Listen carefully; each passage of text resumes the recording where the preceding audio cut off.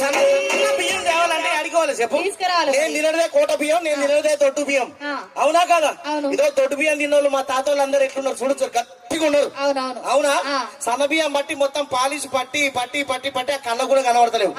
ఈ మా బియ్యం దీనికి ఈ నుంచి గేట్ వరకు నడిచే వరకు అంత తుసుమంటది. అంతే కదా? ఉండదు. ఎన్ని గుంతలు తీయొచ్చు, ఎన్ని తంబాలు నాటొచ్చు.